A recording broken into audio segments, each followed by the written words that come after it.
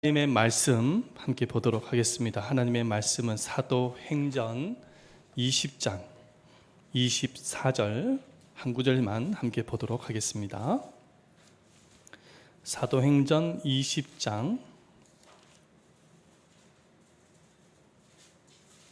24절 한 구절입니다. 함께 보도록 하겠습니다.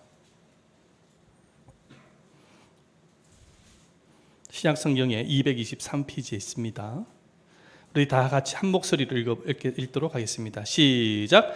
내가 달려갈 길과 주 예수께 받은 사명 곧 하나님의 은혜의 복음을 증거하는 일을 마치려 하면은 나의 생명조차 조금도 귀한 것으로 여기지 아니하노라. 아멘. 할렐루야. 여러분들 한 일주일 동안 잘 보내셨습니까? 예. 이제 날씨도 서서히 가을로 접어드는 것 같습니다. 그래서 가을바람이 많이 부는 것 같아요. 여러분들 항상 건강에 유의하시기를 바랍니다. 여러분들 건강하셔야 됩니다. 이 건강도 하나님의 영광을 위해서 우리가 지켜내야 되는 것입니다. 오늘 또 이 시간에 하나님의 음성을 듣는 은혜의 자리가 되시기를 축원드립니다. 아멘. 이탈리아의 천재 예술가인 미켈란젤로, 여러분들 아마 다 들어보셨을 것입니다. 14살 때 일입니다.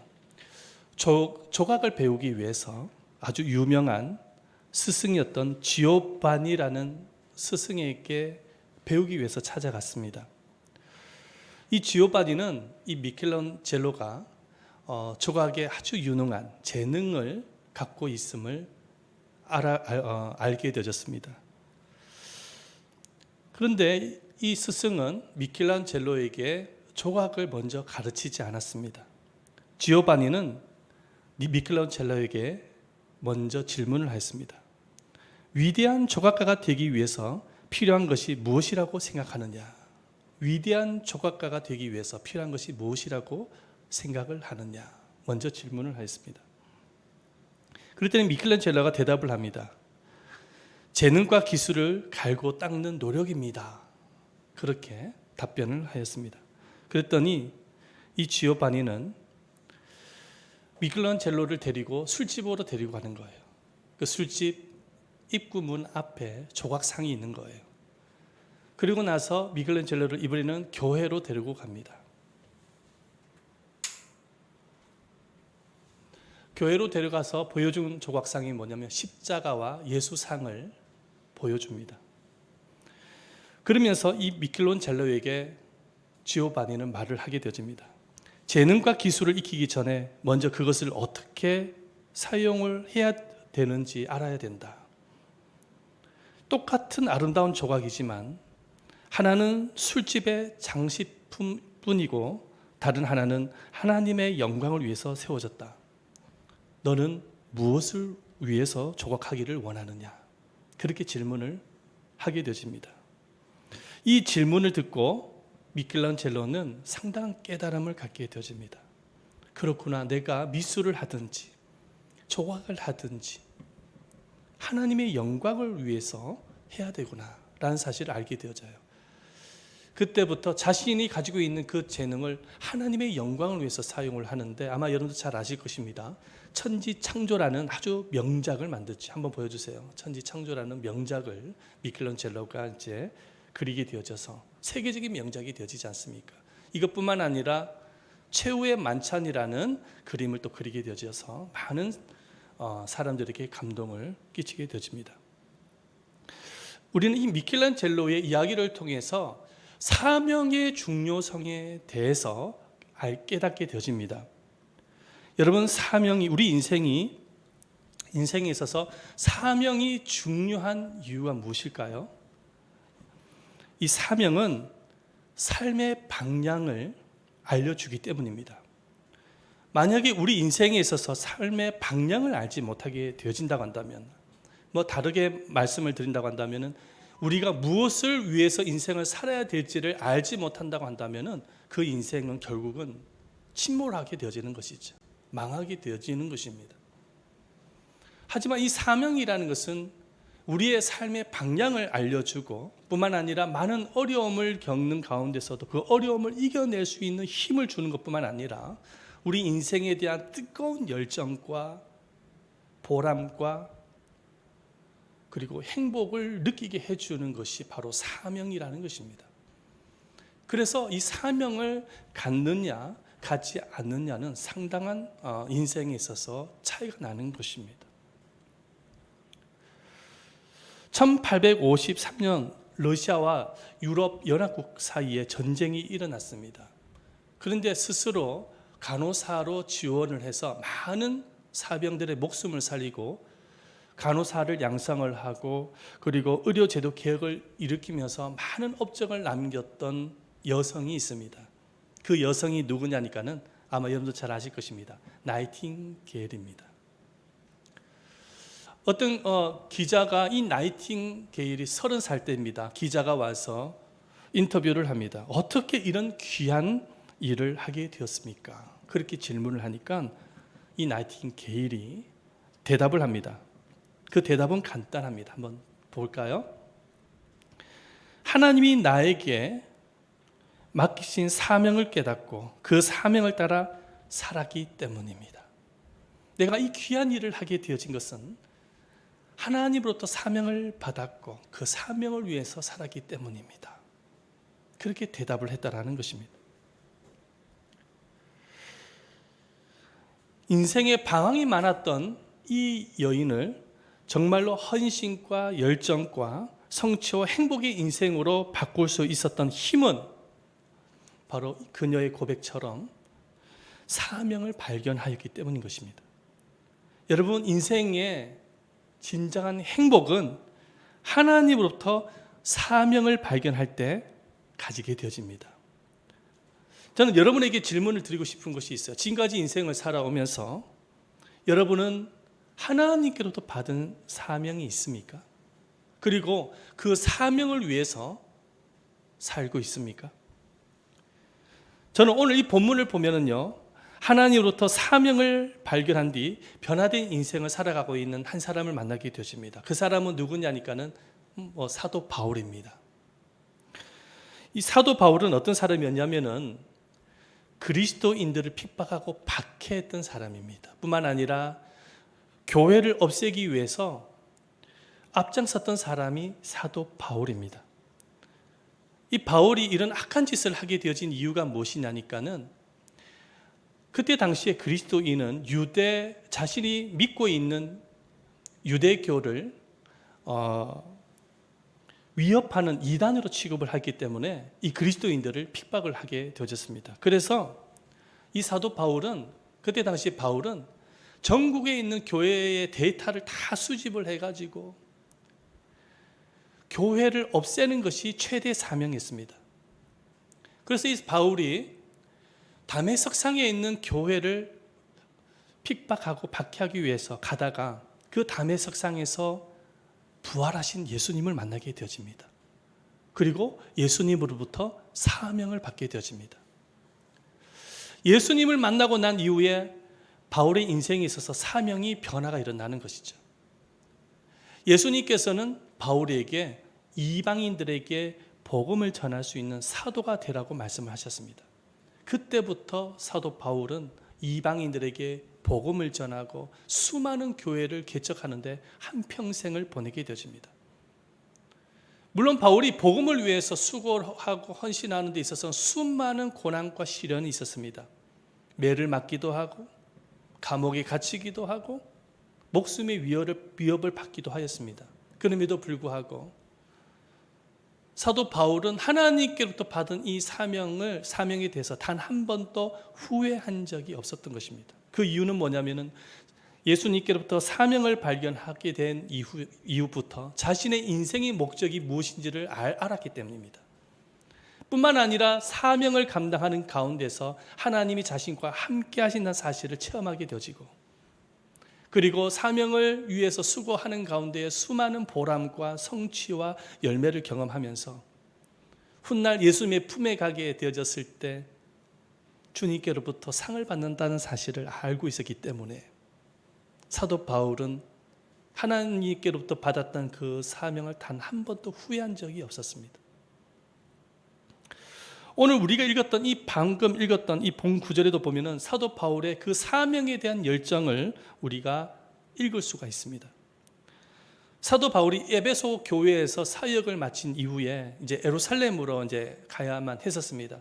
그런데 에베소 교회의 장로님들께서 바울이 예루살렘으로 가게 되면 핍박과 박해를 받게 될 것을 알고 있었어요. 그래서 걱정을 참 많이 했습니다. 사도 바울도 성령님의 지시에 의해서 예루살렘으로 가면은 핍박을 받고 박해를 받아서 목숨이 위협이 있다는 사실을 너무나도 잘 알고 있었어요. 그럼에도 불구하고 바울이 자기를 걱정해 주는 장로님들에게 오히려 위로하면서 말을 하는 거예요. 뭐라고 말을 하냐면은 하나님께서 나에게 주신 이 사명을 감당하는 일을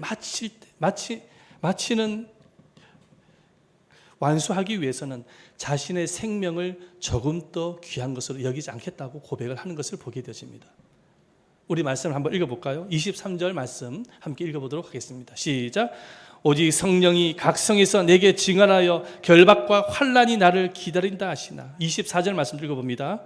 내가 달려갈 길과 주 예수께 받은 사명 곧 하나님의 은혜의 복음을 증하는 일을 마치려 하면은 나의 생명조차 조금 더 귀한 것으로 여기지 아니하노라. 그렇게 고백을 하는 거예요. 그렇게 위로를 하는 거예요. 하나님께서 나에게 주신 이 사명을 완수할 때까지는 나의 생명을 조금 더 귀한 것으로 여기지 않겠다고 고백을 하는 것입니다. 이 사도 바울은 자신의 목숨보다도 예수께 받은 사명을 더 소중히 여긴 것을 우리가 보게 되어지는 것이죠. 이러한 사명의 열정이 있었기 때문에 유럽과 아시아에 가서 이방인들에게 복음을 전파하고 그렇게 수많은 교회를 개척을 하게 되어진 것입니다. 뿐만 아니라 신약 성경의 3분의 1을 사도 바울이 기록을 한 거예요. 그러한 놀라운 업적을 남기게 되어진 거예요. 그 마음속에 사명에 대한 열정이 있었기 때문에 가능했던 것입니다. 다시 한번 여러분에게 질문을 던지겠습니다.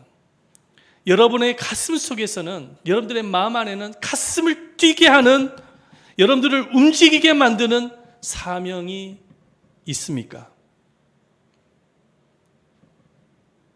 여러분들의 가슴을 뛰게 하는 사명이 있습니까? 여러분들을 움직이게 하는 사명이 있습니까? 어떤 회방과 장애물과 어려움 속에서도 포기하지 않게 하고 이겨내게 하는 그 사명의 열정이 여러분들의 마음속에 있습니까? 여러분, 그렇다면 사명이란 무엇일까요? 사명이란 헬라어로 디아코니아라는 단어를 씁니다. 섬김이라는 단어를 씁니다. 영어로는 미션이라는 단어를 써요. 보여주세요. 맡기신 임무라는 의미를 갖고 있습니다. 그래서 이것을 종합해서 해석을 한다면은 사명이라는 것은 다 같이 한번 읽어봅니다. 시작. 하나님이 우리를 불러 하나님의 일을 할 수 있도록 맡기신 임무가 사명이다. 하나님께서 우리를 부르셔가지고 하나님의 일을 할 수 있도록 맡기신 임무가 바로 뭐라고요? 사명입니다. 사실 하나님께서 우리를 부르실 때는 구원으로만 부르신 것이 아닙니다. 사명과 함께 부르신 거예요. 사도 바울을 예수님께서 부르시는 것을 보면 알 수가 있어요. 다메섹상에서 바울이 예수님을 만났을 때에 예수님은 단순하게 바울을 구원받은 자녀로만 부르신 것이 아니에요. 사명과 함께 부르신 것입니다. 그래서 예수님께서 바울에게 이방인들에게 복음을 전하는 사도가 되도록 하신 것이죠. 하나님께서는 각자가 가지고 있는 개성과 재능, 은사, 그리고 믿음, 직업을 통해서 하나님께서 우리 각자에게 사명을 주셨어요. 사명을 맡기셨다라는 것입니다. 어떤 성도님은 이렇게 질문을 할 수가 있어요. 목사님, 저는 사명이 뭔지도 잘 모르겠고요. 저는 사명이 없는데요. 이렇게 얘기하시는 분들도 계세요. 그런데 사실은 사명이 없는 것이 아니라 사명을 발견하지 못한 것입니다. 여러분들이 예수를 믿고 있고 구원을 받았다고 한다면 이미 주님께서는 저와 여러분에게 사명을 다 주셨어요. 그 사명을 발견할 수 있어야 되는 것입니다. 사명을 발견할 때에 진정한 인생의 보람과 행복을 누릴 수가 있는 것이죠. 할렐루야. 믿으시길 바랍니다. 동의하시길 바랍니다. 여러분, 지구상에는 500만 종류의 식물이 있다고 합니다. 그런데 그 500만 종류가 되는 식물들 가운데 쓸모없는 식물이 단 하나도 없다고 합니다. 모든 것이 다 쓸모가 있는 식물이라고 합니다. 야생식물 전문가였던 강병화 고려대 교수님은, 여러분은 잡초 아시죠? 우리 사람들이 잡초는 쓸모없다고 생각해서 막 뽑지 않습니까? 그런데 그 잡초도 사명이 있다라고 이야기를 했습니다. 여러분, 잡초에도 사명이 있다라는 거예요. 하나님께서 창조한 모든 것에는 하나님의 그 독특한 사명을 다 주신 거예요. 목적을 가지고 창조하신 거예요. 한낱 미물도 그러할진데 주의 자녀에게는 사명이 없겠습니까? 하나님께서는 우리를 구원으로만 부르신 것이 아니라 하나님의 일을 할 수 있는 사명을 다 주셨다라는 것이죠. 여러분, 성경을 한번 보시기를 바랍니다. 성경에서 예수를 믿고 주님의 부름을 받았던 믿음의 선조들을 한번 보십시오. 모두가 다 사명을 갖고 있어요. 아브라함을 한번 생각을 해보십시다. 아브라함은 하나님께서 복의 근원이라는 사명을 주셨어요.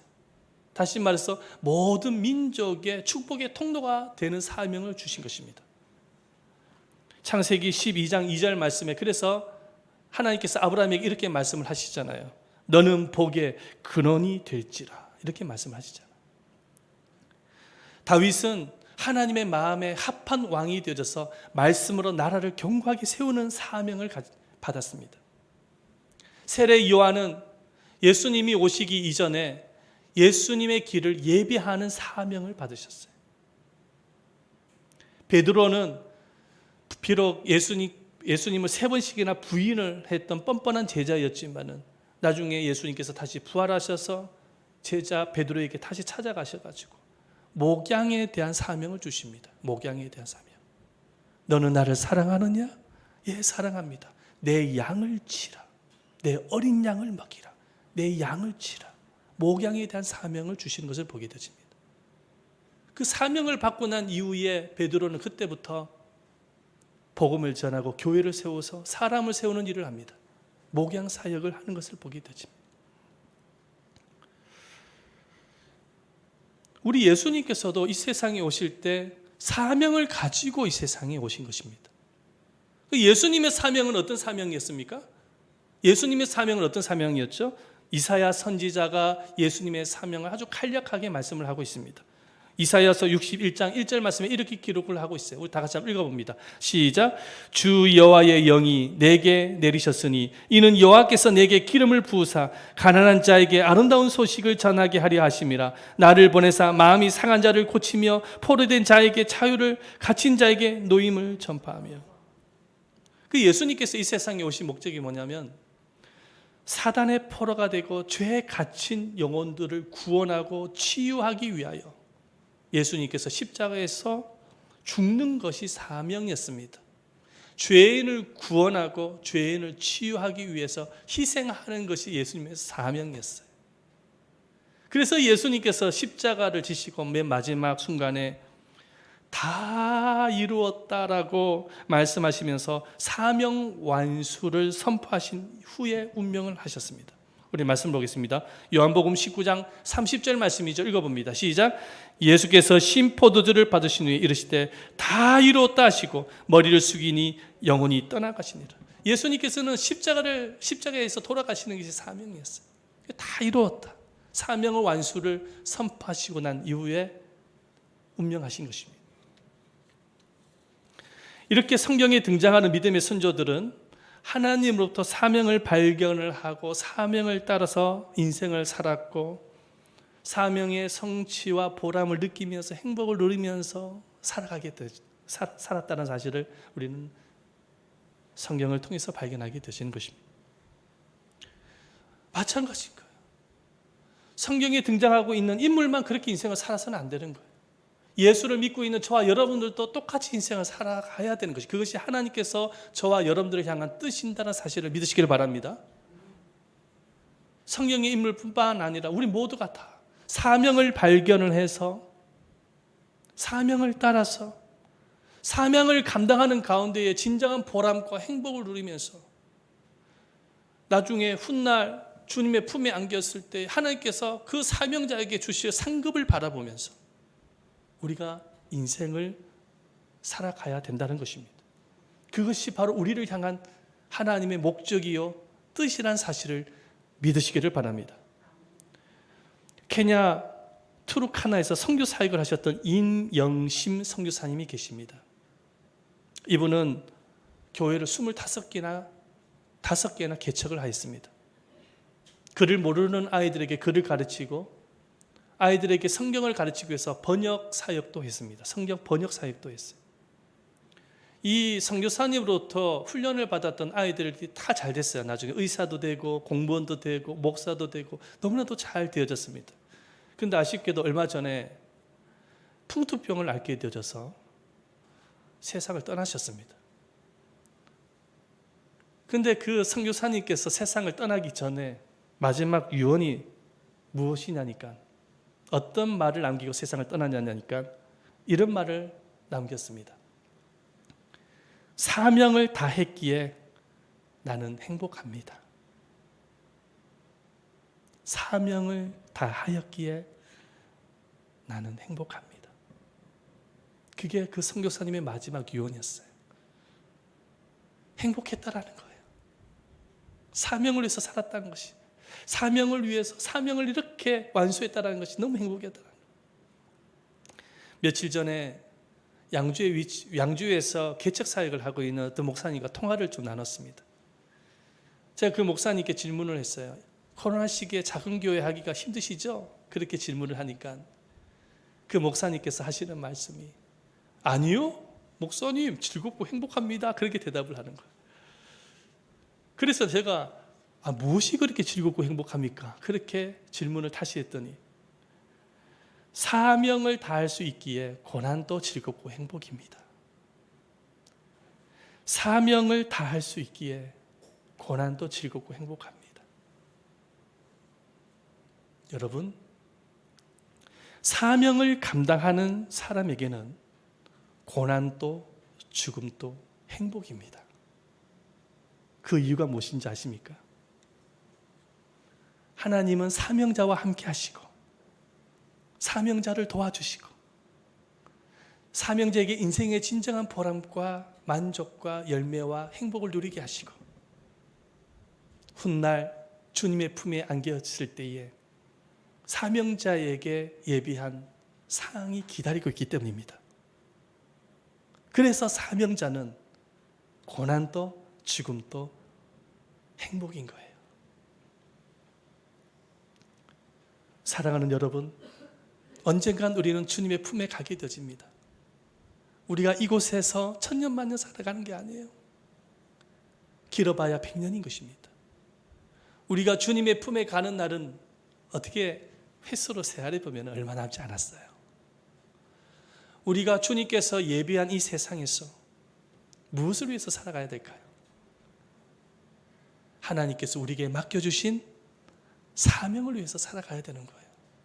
그 사명에서 살아갈 때에 진정한 만족과 행복이 있는 것입니다. 할렐루야. 자, 그렇다면 사명을 어떻게 발견할 수 있을까요? 쉽게 발견할 수 있는 3가지 방법이 있습니다. 여러분들 이 3가지 방법을 꼭 기억하시기를 바랍니다.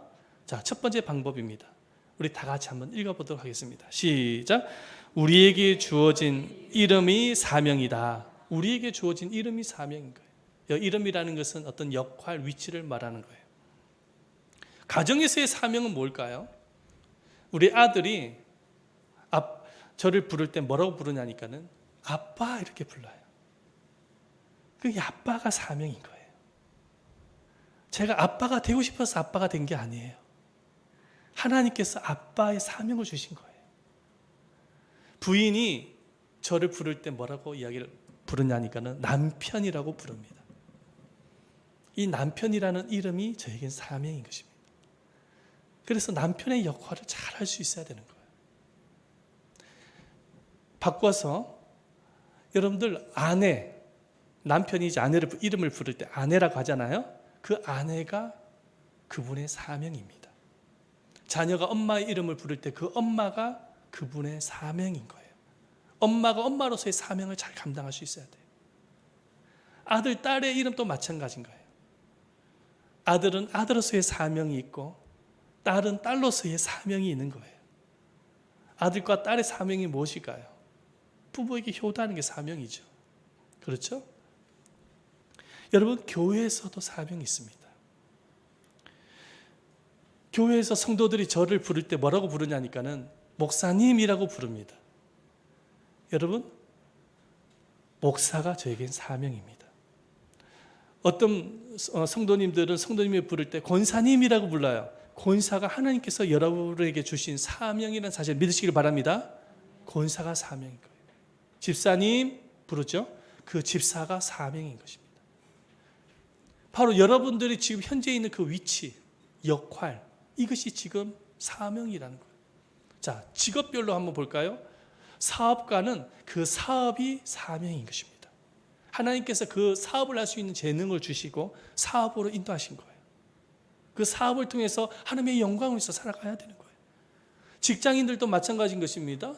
자기에게 너무나도 걸맞는 직장을 하나님께서 허락하셨어요. 그 직장에서 일을 하고 있는 것이 그분에게 사명인 거예요. 주님 앞에, 하나님 앞에 최선을 다해서 직장 일을 할 수 있어야 되는 것입니다. 탁월한 기독교 교육학자였던 핸드릭슨 박사님이 계셨습니다. 이 핸드릭슨 박사님이 어느 날 이제 비행기를 타게 되었어요. 비행기를 타고 이제 날아가다가 난기류를 만난 거예요. 비행기에. 이게 난기류를 만나니까 비행기가 막 진동이 일어나고 흔들리게 되어지니까는 그 비행기에 타고 있었던 승객들이 모두가 다 두려움에 떨기 시작합니다. 그러면서 승무원을 향해서 막 불평을 하는 사람들도 있어요. 도대체 비행기가 왜 이렇게 흔들리냐면서, 왜 이렇게 불안을 만드냐면서 막 이렇게 불평하는 사람들도 있었습니다. 그런데 그 비행기에서 일을 하고 있었던 승무원이 있었는데 그렇게 불평하는 사람들이 많았는데도 불구하고 항상 미소를 아끼지 아니하고 항상 미소를 띈 가운데서 아주 친절하게 승무원 역할을 하는 것을 보게 되집니다. 어떤 아이가 칭얼대면서 막 울고 있었을 때 그 승무원은 장난감을 다 가지고 와가지고 그 아이에게 장난감을 주면서 울음을 그치게 만들면서 그렇게 열심히 최선을 다해서 승무원직을 감내하는 것을 이 핸드릭슨 박사님이 보신 거예요. 이제 목적지가 다 가까이 와서 이제 도착을 하게 되었을 때 핸드릭슨 박사님이 그 승무원에게 질문을 던집니다. 뭐라고 이야기를 하냐면 이 항공사는 무척 운이 좋은 것 같군요. 당신처럼 훌륭한 서비스를 제공하는 직원이 있으니 말이지요. 그러자 이 승무원이 웃으면서 말을 합니다. 뭐라고 말을 하냐니까 저는 항공사를 위해서 일하지 않습니다. 저는 예수님을 위해서 일을 합니다. 예수님을 위해서 일을 한다라는 거예요. 이 항공사는 단지 저에게 월급만 줄 뿐입니다. 이 승무원이 그렇게 사람들이 불평을 하고 그 난기류를 만나서 그렇게 불안한 그 환경 속에서도 자신의 그 승무원직을 최선을 다해 할 수 있었던 이유가 무엇이냐니까는 바로 주님에게 일을 하듯이 직장에서도 일을 했던 것입니다. 그것이 본인에게 사명이라고 생각했던 거예요. 여러분, 사업을 하든지 직장 일을 하든지 사장 앞에 하는 게 아니에요. 하나님 앞에 일을 하는 것입니다. 누구의 영광을 위해서? 하나님의 영광을 위해서. 할렐루야. 여러분, 그 위치, 역할, 그 모든 것이 하나님께서 나에게 주신 사명이라는 사실을 믿으시기를 바랍니다. 우연하게 우리가 이런 위치와 역할을 갖게 되어진 것이 아니에요. 하나님께서 우리에게 필요한 역할을 주신 것입니다. 사명을 주신 것입니다. 고린도전서 10장 31절 말씀에 보면은 너희가 먹든지 마시든지 무엇을 하든지 하나님의 영광을 위해서 하라는 것입니다. 무엇을 하든지 누구의 영광? 하나님의 영광이에요. 나의 영광이 아니라 오직 주님의 영광이에요. 그게 사명이라는 거죠. 할렐루야. 자, 두 번째 보십시다. 우리가 사명을 발견하기 위해서 두 번째입니다. 다 같이 한번 읽어보겠습니다. 시작. 주어진 환경이 사명입니다. 주어진 환경이 사명인 거예요. 다시 말해서 하나님이 나에게 맡겨주신 장소, 맡겨주신 곳, 하나님이 나를 심어 놓으신 장소, 심어 놓으신 곳이 바로 사명이라는 것입니다. 하나님께서 우리 예담 제자교회를 저 1단지에서 이곳으로 인도하셨습니다. 이곳에 하나님께서 사명을 주시기 위해서 인도하셨다고 저는 믿습니다. 하나님께서 여러분들을 예담 제자로 부르셔서 직분을 주셨어요. 우연한 일이 아니에요. 우리의 삶을 주관하시고 인도하시는 하나님의 섭리와 계획이 있지 아니하고서는 여러분들이 이 자리에 앉아 있을 수가 없습니다. 하나님께서는 여러분들을 부르시고 인도하셔서 직분을 주신 거예요. 우연하게 직분을 주신 게 아니에요.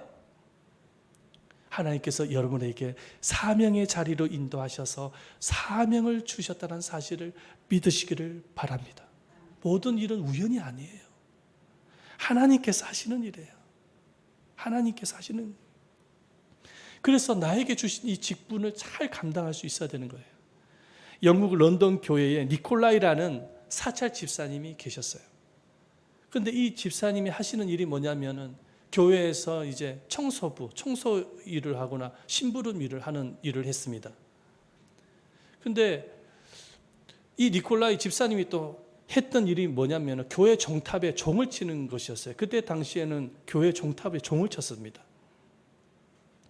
그런데 얼마나 교회 종탑을 이렇게 칠 때에 시간을 정확하게 지켰는지 런던 시민이 니콜라이 집사님께서 교회 종탑을 칠 때 그 시간대를 맞춰서 시계를 맞췄다고 합니다. 그 정도로 성실하게 일을 한 거예요. 얼마나 하나님 앞에서 바르게 믿음의 생활을 하면서 자녀들에게 영향을 줬는지 자녀들이 다 복을 받았어요. 자녀들이 캠브리지 대학의 교수가 되고 옥스퍼드 대학의 교수가 되어집니다. 자, 그런데 이 니콜라이 집사님이 이제 노한으로 이제 임종이 가까우게 되었어요. 그래서 이제 의식이 점점 이뤄져 가는 가운데 있고 가족들은 이제 모여 있는데 이제 임종을 준비하는 가운데 있었는데 느닷없이 이 집사님이 벌떡 일어나는 거예요. 가족들은 깜짝 놀랐습니다. 그러더니 이 니콜라이 집사님이 교회 종탑으로 가더니 그 정확한 시간에 교회 종을 땡땡 치고 난 이후에 종탑 밑에서 운명을 하게 되십니다. 그 광경을 지켜봤던 그때 당시에 엘리자베스 여왕이 감동을 받았어요. 그래서 그 집사님을 황실묘에다가 안치를 합니다.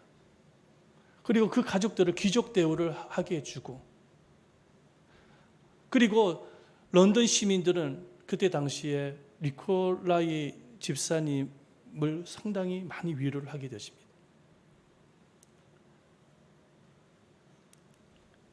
그리고 니콜라이 집사님이 돌아가신 그날이 공휴일이 되어집니다.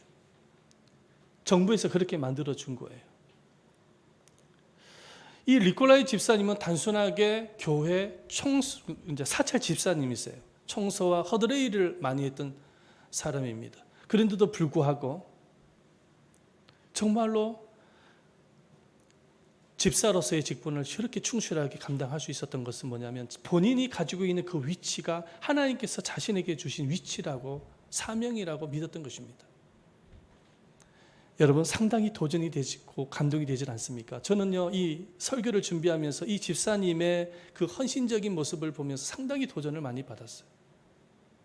내 인생에 있어서의 사명을 감당할 수 있는 위치가 어딘가 다시 한번 돌아보았습니다. 저의 위치는 바로 이 자리입니다. 할렐루야. 바로 이 자리가 저의 위치라는 거예요. 하나님께서 저에게 이와 같은 사명을 주신 거예요. 저도 니콜라이 집사님처럼 그렇게 복음을 전하고 말씀을 전하다가 언젠가 주님의 품에 안기고 싶어요. 그게 소원인 것입니다. 여러분, 우리가 위치하고 있는 그 자리가 사명이라는 사실을 믿으시기를 바랍니다. 마지막 세 번째입니다.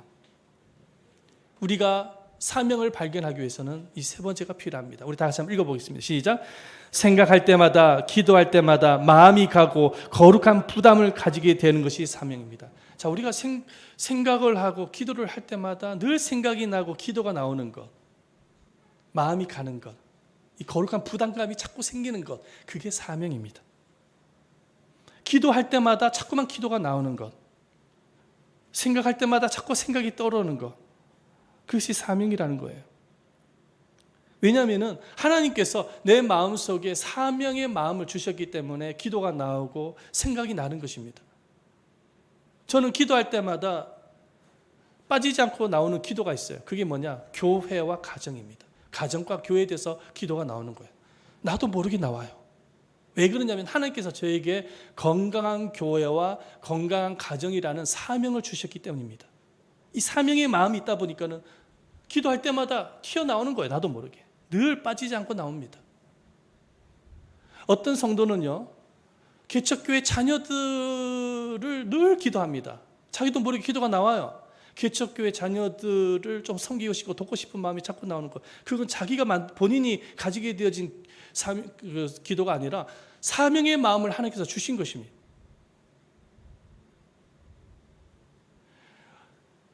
어떤 분은 자꾸 해외 선교에 대해서 기도가 나와요. 선교사님에 대해서 자꾸 자기도 모르게 기도가 나옵니다. 하나님께서 그런 해외 선교에 대한 사명을 주신 거예요. 보내는 선교사인지 보내지는 선교사인지는 알 수는 없지만 선교에 대한 마음을 주신 것입니다. 어떤 성도는 이 작은 교회, 개척교회에 대해서 자꾸만 기도가 나와요. 개척교회만 보면 막 눈물이 막 나오고 섬기고 싶고 돕고 싶은 마음이 막 생기는 것입니다. 그것은 우연하게 자기가 가지게 되어진 마음이 아니라 하나님께서 그런 마음을 주신 것입니다. 사명의 마음을 주신 거예요. 어떤 성도는 그냥 어떻게 보면 목사님을 위해서 늘 기도를 해요. 기도할 때마다 목사님이 기도가 나와요. 이 주의 종을 섬기고자 하는 헬퍼에 대한 그런 사명을 하나님께서 주신 것입니다. 어떤 성도는 어쨌든 사업에 대해 꿈을 갖고 있는데 그 사업을 통해서 하나님의 영광을 위해서 사업을 하고 싶은 마음이 자꾸만 드는 것입니다. 사업을 통해서 교회를 섬기고 싶고 선교를 하고 싶은 마음이 자꾸만 드는 거예요. 그것은 하나님께서 그분의 마음속에 직장 선교라는 그런 사명을 주고 계시는 것입니다. 어떤 청년은요, 창업에 대한 꿈이 있어요. 그래서 이 창업이 활성화되어져서 하나님의 영광을 위해서 창업을 하고 싶은 마음이 있는 거예요. 그래서 늘 세미나를 다니고 책을 뒤져보고 준비합니다. 근데 그 창업에 대한 꿈은 본인이 만든 게 아니에요. 하나님께서 주신 거예요. 사명을 주신 거예요. 그 창업을 통해서 하나님의 나라와 영광을 위해서 사용되어지라고 하나님께서 그 마음을 주시는 것입니다. 여러분들이 기도할 때마다 기도가 자꾸만 이렇게 나오는 거. 그리고 자꾸 생각이 나는 거. 나도 모르게 자꾸만 생각이 나오는 거. 그리고 사람들과 대화를 나눌 때 자꾸만 이야기로 이렇게 나오는 거. 그것이 바로 하나님께서 여러분께 주신 사명이라는 사실을 믿으시기를 바랍니다. 여러분들 자신을 위해서가 아니라 하나님의 나라와 영광을 위한 것이라고 한다면 그는 분명히 하나님께서 주신 사명인 것입니다. 우리는 이렇게 세 가지 방법을 통해서 사명을 발견하게 되어지는 거예요. 사명을 발견하게 되어졌을 때 인생이 달라지고 인생이 보다도 보람되고 행복한 인생을 살아가게 되어지는 것입니다. 어떤 분은 이렇게 이야기할 수 있어요. 목사님, 저는 나이가 많아서 사명하고는 거리가 먼 것 같은데요. 천만의 말씀인 거예요. 그렇지 않습니다. 젊은 사람이든 나이가 많은 사람이든 하나님을 사랑하는 사람이라고 한다면 누구든지 하나님은 사명을 주셨습니다. 스위스 사상가 칼 히티는 이렇게 말했습니다. 한번 보여주세요. 인간 생애의 최고의 날은 자기 인생의 사명을 자각하는 날이다. 한번 따라 보십시다. 인간 생애의